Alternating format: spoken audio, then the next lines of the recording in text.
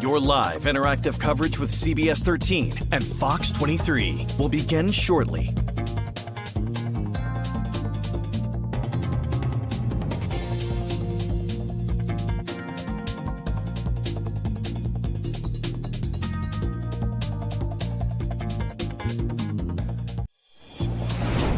Your live interactive coverage with CBS 13 and Fox 23 starts right now. Good evening. Thanks for joining us. I'm Owen Kingsley. This is the Digital Studio, and this is Weekend Headlines. Thanks again for tuning in from whatever platform you are streaming in from. Again, I'm sure as some folks who were watching TV earlier tonight, no 6 o'clock show, unfortunately, because of live sports. We are scheduled, however, as normally at 10 on Fox and 11 on CBS. Let's get a little bit to what we are working on here this weekend. Obviously, some serious threats for flooding tomorrow. We'll get back to that in just a couple minutes, but we begin tonight after a fatal crash at the Forest Rally race near the town of Andover last night. Shortly after 7 o'clock, the Oxford County Sheriff's Office says they responded to the crash on South Arm Road in Township C. They say 2 people were inside the rally car when it crashed near Lower Richardson Lake. The passenger in the car, 48-year-old Aaron Kelly of Marshall, Virginia, died at the scene. Deputies are still investigating the crash. The American Rally Association canceled the remainder of the race on Saturday.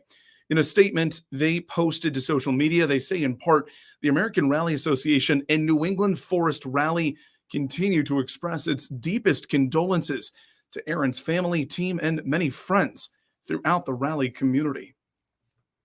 Well, speaking of flooding, we've seen a lot of it in Franklin County, and specifically in the town of Jay in recent weeks. Well, we have an update to some of that damage that we had seen. Maine's Emergency Management Agency says that severe flooding in Jay and other towns in western Maine caused millions of dollars of damage to roads and other infrastructure. Their initial estimate in Franklin County, $4.6 million. MEMA says no other counties were hit nearly as hard. Next week, they say they will be working to validate these damages with federal and state partners in hopes of getting federal disaster declaration funding. Well, tomorrow we are facing another threat for potential flooding. We're going to bring our meteorologist, Emily Santom. Emily, thank you for joining us here on the weekends. What is the latest that we know right now about tomorrow? Hi, Owen. Thanks for having me. Of course. So far, we're looking at some of the models are just updated. The new Euro model is not looking too great. We're mostly going to be seeing some showers begin as early as 7 a.m. tomorrow morning. So we'll be updating you guys also on social media and on our website. Let's take a look, though, at our current satellite and radar. These showers are beginning to move across Pennsylvania, leading to flash flood warnings. In some areas, there's actually a flash flood warning in Manchester, New Hampshire right now. Let's take a look at our current satellite and radar. We have some storms just north of Turner right now. And yeah, so we have some showers north of Turner. Let me take a look. And then, oh, and I'm not sure if the graphics are working on your end. That is unfortunate. Okay, well, walk us through a little bit if you're able to, with or without graphics. Actually, wait, hold on one quick Oh, second. please, we can pause for a quick second. This is important information. But yeah, I'm sure people who are out there today probably noticed a lot of sun. It was a pretty nice day once the clouds sort of parted. Not a bad afternoon to be out there. But even you can go on various social media platforms, Twitter, Facebook. Governor Janet Mills just recently reiterating what we've seen from the National Weather Service about tomorrow, some serious threats for flooding throughout the day tomorrow. She's reminding folks, do not drive through any water, any flooded roads like that. You never know what's underneath the water like that. As I mentioned, our meteorology team here, we are trying to follow sort of the latest of what's going on. I know a lot of this is going to kind of pick up sort of late morning tomorrow. Am I right with that, Emily? Yes, it's going to be beginning in the early morning hours. It'll be Charlie and I here tomorrow to walk you guys through our forecast. I think I figured it out. Okay, great. It works now. See if I zoom in. There we go. Okay, perfect. Sorry about that, everyone. So our current satellite and radar, we're currently looking at some storms and showers passing through the Turner area just south of Rangeley, a little bit north of Sebago Lake. Let's take a look at our current watches and warnings. We are under a flood aerial watch beginning at 6 a.m. tomorrow and will last all the way till Monday at around 6 a.m. That's for all of New Hampshire, all of Maine, as we're going to be under some flash flood risks for tomorrow. So let's take a look at our thunderstorm threat for tomorrow as well. Very isolated in our neck of the woods. The further you head northwest, you'll see some more non-severe threats as well. Haven't done this one yet. We are under an isolated tornado threat for southern Maine for tomorrow. If we do see anything tornado-like, it'll be very weak. It's a very slight chance, but the chance is not zero as well. So we'll be updating you guys on that throughout the day tomorrow as well.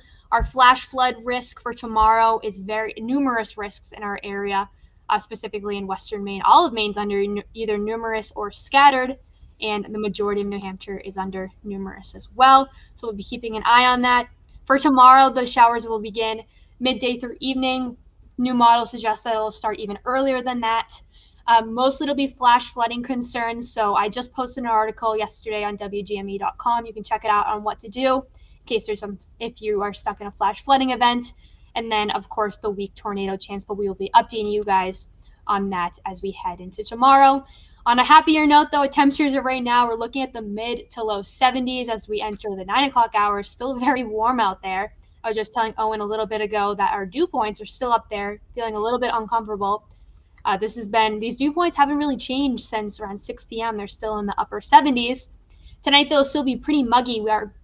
Our low for southern Maine is 70 degrees tonight. I have not seen that in a while. So we'll be keeping an eye on that as well. And then tomorrow, mostly we're seeing some showers and thunderstorms for the majority of the day. So for 10 p.m. tonight, Fox 23 will talk about more of the flood risk and what to expect, Owen. Emily, thank you. And I'm sure you probably can feel it in the studio too. Really humid in here. I mean, you talked about those dew points. It is uncomfortable outside. It's getting a little uncomfortable in here. Yes, and we'll talk about dew points as well. I have some happy news for mid next week. So. Oh, we love happy news. We don't get a lot of it this summer. Yeah. Awesome, Emily. Thank you so much. And as she mentioned, full forecast coming up tonight at 10 and 11 on Fox and CBS, respectively. We'll continue with a little bit of what we are covering here this weekend. Right now in Portland, a food pantry on the go. It's open 24/7, and this mobile pantry can help where the need is most. Shelves are stocked with snacks, canned goods, toiletries, and it even has mini fridges for fresh produce. This mobile pantry, the organizers behind it, say that they saw an extensive need that was not being met. On Saturday, several people came by just to donate what they could. Pantries don't carry toiletries and health and beauty aids, and that stuff isn't covered by food stamps. So they have all that in there, and that is a huge need for everybody. Right now, the pantry is parked at Urban Farm Fermentory, but we'll be traveling to different Portland neighborhoods at the end of the month, and you can check out that full story coming up tonight with CBS 13's Asia Reed. We'll continue what we are following. One of the state's largest citizen science events in the state is going on right now this weekend.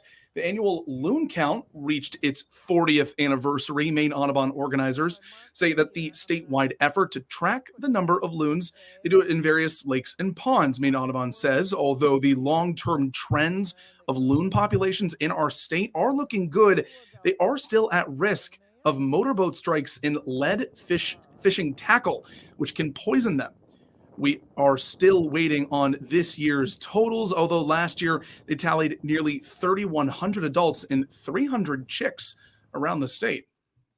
Well, that is all that we have for you right now. Thanks again for tuning in. Again, all these stories in full forecast coming up tonight on Fox and CBS. So tune in. You can also head to our website, WGME.com, anytime and catch any of these stories. I'm checking out some of the comments here. Unfortunately, Emily did just leave. Brandon Mack lives in Auburn. Any tornado risk in Auburn? Better answer for her. Or better question rather for her to answer, and she will have that answer coming up tonight. The graphics and the information that she shared, she will have all that coming up. So if you want to come tune in at Fox at 10 o'clock, she will have those answers for you, Brandon. I'm sorry, she just dipped out just now, but hopefully we'll get you that answer coming up in just a bit. We also should have that on our website, WGME.com. But thank you again for tuning in, and hopefully we will see you coming up later tonight. You've been watching live interactive coverage from CBS 13 and Fox 23. Make sure to stay connected with CBS 13 and Fox 23, on air, online, and through these social channels. Thank you for watching.